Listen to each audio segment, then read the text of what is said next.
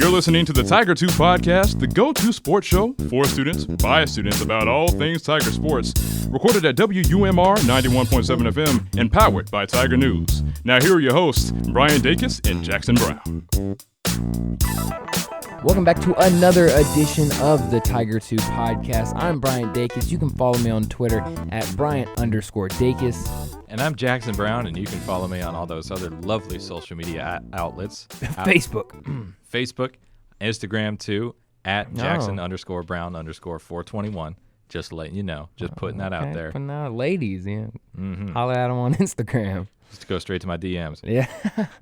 But Jackson, basketball team, they have started off their season. They're getting it up and rolling. They had 2 games since the last time we met, starting off with a game Friday night against the UIC Flames. We previewed it in our last episode last week, but a lot of things happened before the game even tipped off. Oh my goodness, we were recording our episode on Wednesday, and afterwards, we're feeling really good. We're feeling good about the basketball season, obviously coming off of the football game, and then everything gets set on fire. There's wailing, there's gnashing of teeth. All of a sudden, the city is in panic mode because of this basketball team, because of one player, James Wiseman. And, it's not his fault. Let's make that very clear. It's not the athlete's fault. We're going to get to this in a little bit. It's a big muddling of rules and controversy surrounding the NCAA and their definition of a booster when it comes to Penny Hardaway. But if you don't know what happened, James Wiseman was ruled ineligible before Friday night's game started. Back in it was Adrian Wojnarowski who broke the news on Twitter. And originally he said it was in 2008, which everybody was very confused about why something would happen between Penny Hardaway and James Wiseman when James Wiseman was 7 or 8 years old. And so then he went back and said, well, actually it was in 2018, but really it was in 2017. What happened was, obviously everybody in Memphis knows, James Wiseman, originally from Nashville, moved to Memphis to be closer to his sister who was attending the University of Memphis and play basketball for his mentor, his AAU coach, Penny Hardaway. Well, somewhere along that way, they need some help because moving from a different city is not easy. And Penny Hardaway, being the nice guy he is, helped out. Here's $11,000 to help y'all out on the moving. It wasn't, hey, I'm buying y'all a house here in Memphis so that your son can play basketball for me.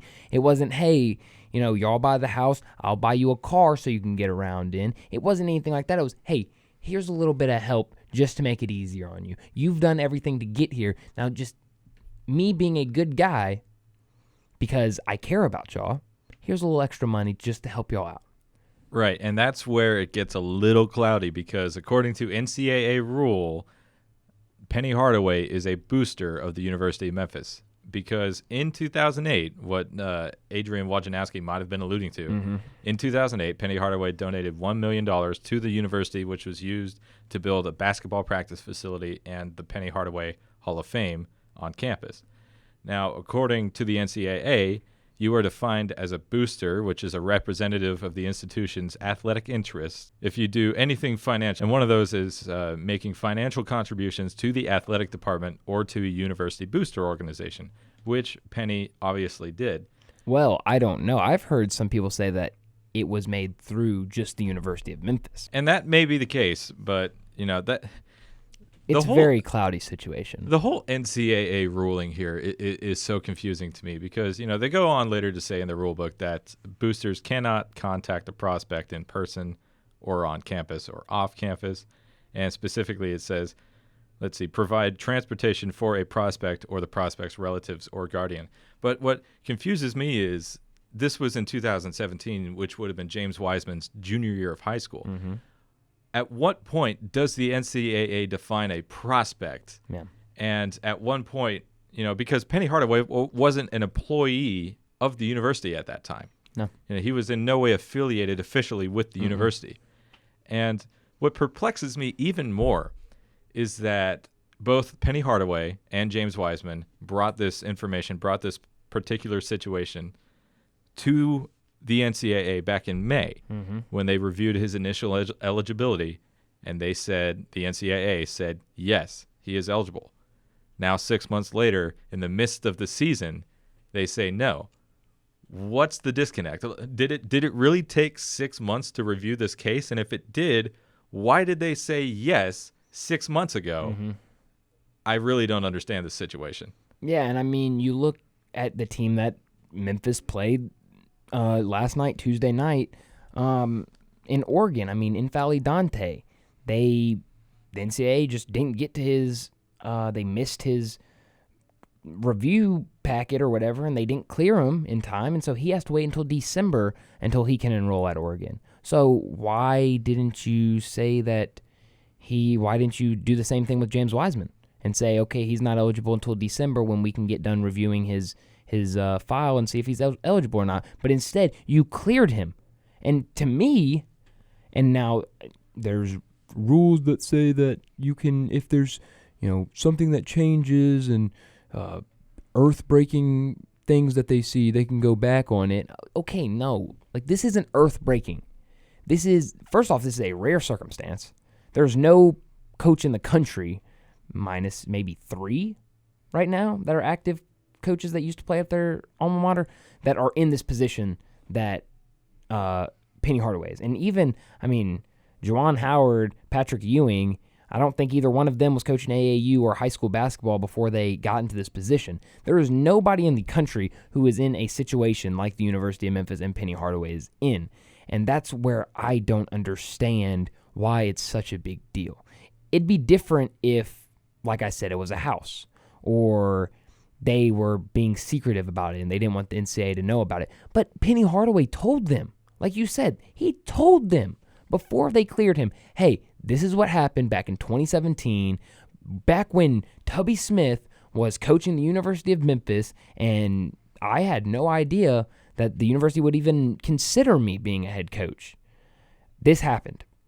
And they said, okay, yeah, you're right.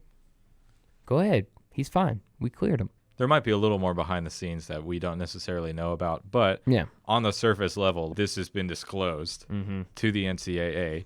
Why are they reversing their decision? It seems like a really weird, like almost a really petty move, and it's a poor reflection on the NCAA in general. We already know they're an old money, almost backwards organization, maybe slightly biased to certain schools. Does this happen to Kentucky? Does this happen to Duke or North Carolina? No.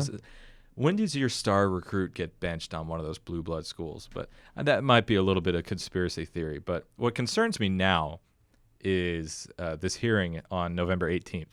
If this goes against the university, potentially we could be talking about a forfeited basketball season for playing an ineligible player. Yeah. And for everything we're trying to do, for all the momentum that Memphis has gained, not only in the sports scene but in the city, that's a very, very bad sign.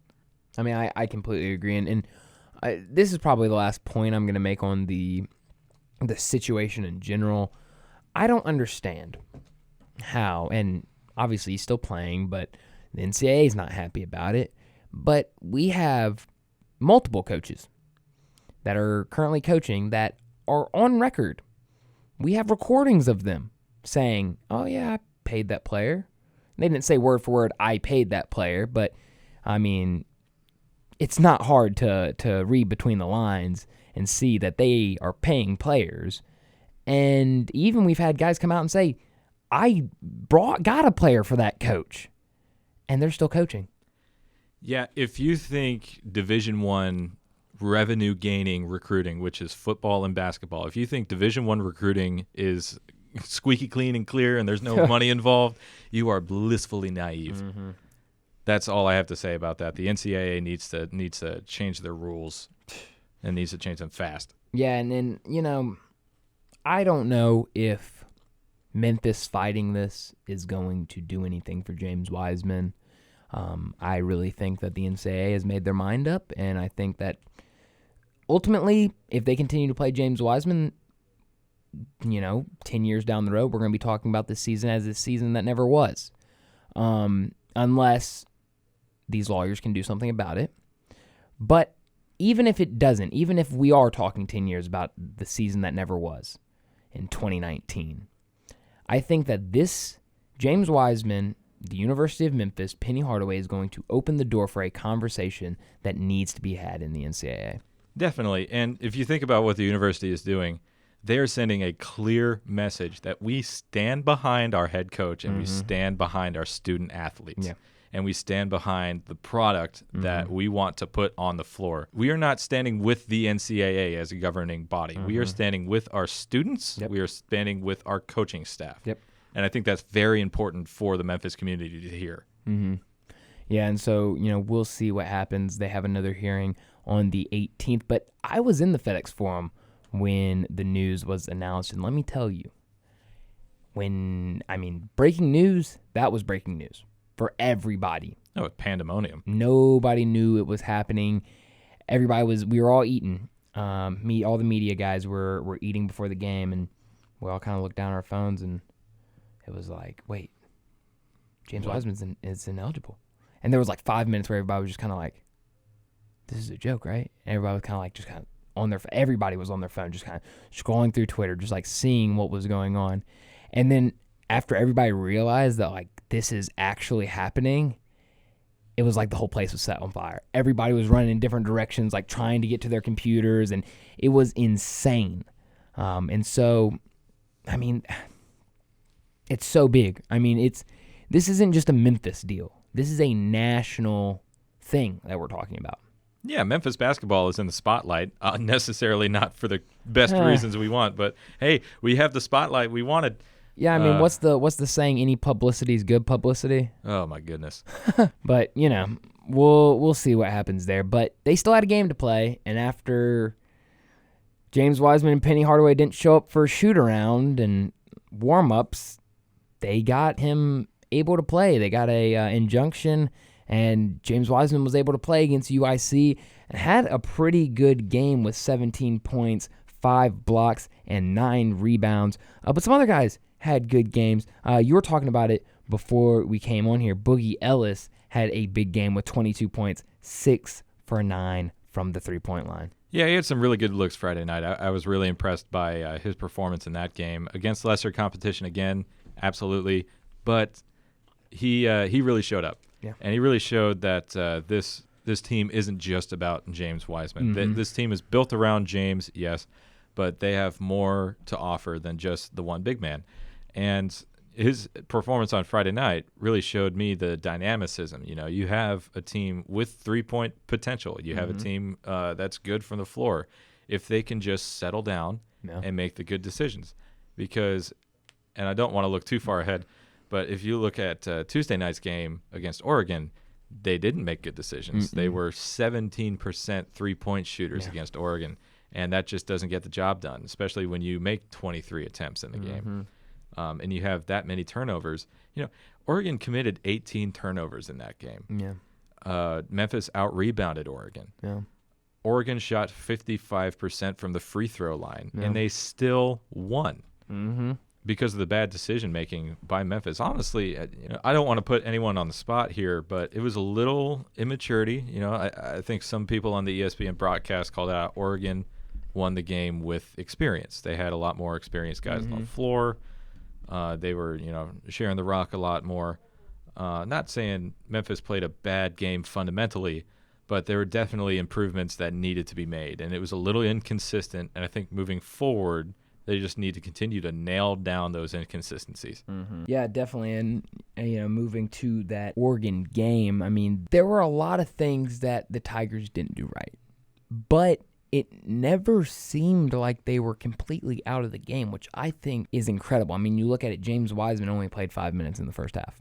Oh, yeah. And you kind of look at that and you say, well, he only played 5 minutes in the first half, and you were down by, I think, 6 at the end of the first half?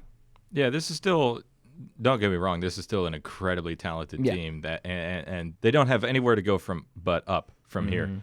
And I'm really excited about the rest of this season, definitely. It was really good that they had high-level competition this early on. Yeah. Especially, this game was in Portland, Oregon. That's essentially a true road game because that's right in the backyard.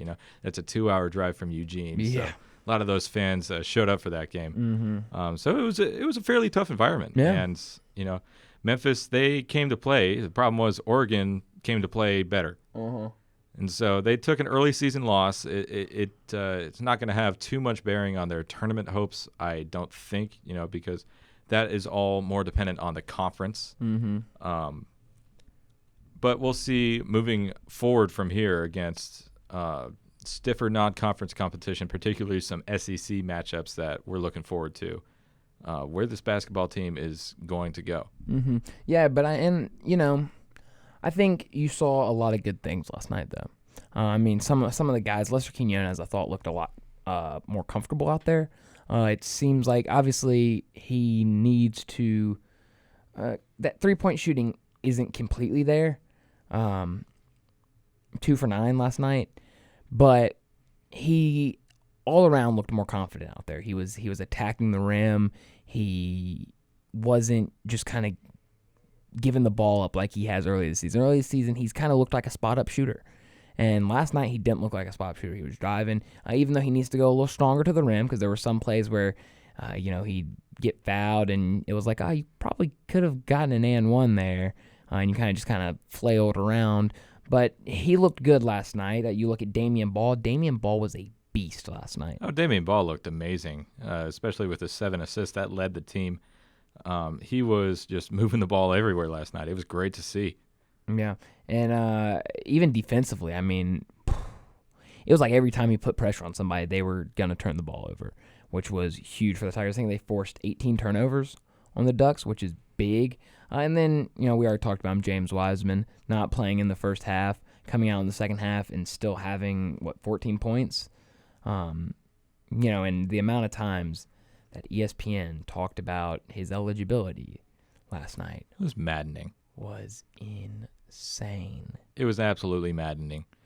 But moving forward, James Wiseman, providing that he plays a majority of these games, I think that's what we're going to expect from him, performance-wise, is a double-double. Yeah. He reminds me of an early career Dwight Howard. You get a double-double out of him. You get at least 10 points, at least 10 rebounds.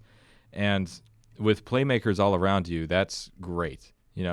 I think in the bigger games moving later on in the season, just as the team itself builds confidence, I think we're going to see more of the 28 points, 10-plus rebound performances that we saw against South Carolina State against the stiffer competition. And I'm really looking forward to that. Just as long as he plays. And, I say what you will about this whole situation. I think it's really, really tragic for James more than anything, because he might be a consensus number 1 overall pick in the NBA next year. But you really want him to play with Penny when he can play with Penny, because Penny's going to develop him into a pro. This whole situation isn't going to hurt James. He's still going to be a top 5 draft pick no matter if a team's like, oh, he didn't play, even if they sit him. He didn't play much this year. So I think you're still going to see him having big games, like you said, and developing under Penny Hardaway, which I think is huge. But looking to the rest of this week, what the Tigers have. Yeah, how about that top 20 football team? Yeah, that top 20 football team is awesome. They're great, and they're playing Houston this weekend. A little bit of a road test. Houston, they've been down this year, but they were favored preseason to win at least this division of the conference. With a little more talent, De'Aaron King redshirting himself earlier in the season, which you can say that's a smart move for him, because redshirting himself is very questionable. But it helps out helps out the Tigers, at least from a game planning perspective. Yeah. But this is a little bit of a test. Houston, they've lost 2 in a row to some fairly good teams. I know UCF is definitely down from where they've expected to be, but they played both UCF and SMU fairly well. They only lost by 3 against SMU, and then they had a first-half lead on UCF. So it'll be interesting to see how they come out at home. This is the Dana Holgerson patented air raid offense. Yep. And it's going to be interesting to see this Memphis secondary match up against that. Yep. So I'm looking forward to seeing it. I think it's still going to be an explosive offensive performance from Memphis. Oh, yeah. That we're looking forward to. That we have been loving these past couple of weeks from Brady White. Absolutely. And he's going to manage that offense. When we talk about predictions with this game, not to be too overconfident, but I think we're going to see at least 2 receivers It's going to be some pairing of Coxie and Gibson or Coxie and Magnifico. Yeah. Or maybe somebody else comes out of nowhere. Hey. I think we're going to have at least 2 receivers with 100-plus receiving yards and touchdowns galore. I think this is going to be another high-scoring performance. Kenny Gainwell bounce-back game. Yeah, how crazy is it that we're talking about a bounce-back game where he rushed for 88 yards and scored? Isn't that just so exciting to say? Like, I mean, there's not many people that would call that a bounce-back game. Yeah, this is just a maintaining game for every other running back in the league. But, yeah, Kenny Gainwell doing Kenny Gainwell things. I'm looking forward to seeing how they open up the throttle on him, seeing if they do a little more pass catching, do a little more true running. And he's going to have a great game. I can just feel it. And my early prediction, we win comfortably on the road, 35-24. Keep it interesting, maybe until a little late, but ultimately we're going to pull away. Definitely. I mean, like you said with that secondary, the secondary been a little questionable this year, and so I think it might be a little questionable on Saturday, but like you said, I think offensively, this Tiger team is elite, and I'm looking for them to have another elite week on offense. That defense does just enough to kind of stay afloat, and I think they get out of there with a win. Absolutely. I think the pass rush is confident from their performance against SMU. I think they're going to step up in this game. Yeah, against not the most mobile quarterback in the conference, but he can get slippery sometimes. I think he's similar to a Shane Buechele, who he can get outside the pocket and make some plays happen. But very similar. Whereas Shane Buechele has a cannon of an arm. This guy Clayton Tune for Houston. Maybe not so much. He makes some bad decisions. He has 5 interceptions on a short year so far. Yeah. So I think we're going to see a better defensive performance, especially in the second half. And I just think we're going to look forward to more special things on offense. Yeah, I mean, a special offense for a special team that moved up to number 18 in the college football playoff polls this week. I'm going to sound like a spoiled brat here, but what a travesty for the group of 5 and that initial college football playoff rankings, because you don't have a single group of 5 team outside of the 20 spot when the AP poll has them ranked much higher. But, take what you can get. We're playing, obviously, for New Year's Six bowl game and, more importantly, a conference championship, I think, for this team, but a showcase for the Memphis Tigers, continuing on. It's just wonderful. Yeah, and Power 6, right? Power 6. P6. Going to be P6. So it's definitely cool to see some group of 5 teams getting some love, especially those Tigers getting some love, moving on up in those rankings. But it should be a fun weekend Saturday. If you're a Tiger fan, you're going to have a lot of fun on Saturday with both the Tigers football team and Tigers basketball team both playing that day. Basketball tips off at 1 o'clock. Football kicks off at 2:30, so you're going to have that time there around 2:30 where you're going to have 2 screens so you can watch both games. But, hey, if you're a Tiger fan, that's exciting. And don't forget, there is a Memphis team that starts their NCAA tournament Friday night. So now we're joined by sports editor for the Daily Helmsman. He covers soccer, Frank Ramirez. Frank, how's it going? What's up, man? It's going pretty all right. So, Frank, what all do you do for the Daily Helmsman? Yeah, well, basically for the Daily Helmsman, I started off as a basic news reporter back in spring 2018, I think. And after that, I transitioned to being a sports reporter and, started off with men's and women's soccer, transitioned a little bit to basketball, a little bit of football, but more so basketball. Then spring season comes around, it's mostly tennis. And, sometimes when the soccer teams have their spring schedule, I cover that too. And, just the beginning, middle part of the baseball seasons too, since, they go into like after school finishes. So, and also take photos too a lot. So if you pick up the paper, you can see my photos there sometimes too. So, try to be a multifunctional dude, I guess. Yeah, you do a little bit of everything. Yeah. So I think my main question, what I really want to know right now is your soccer coverage.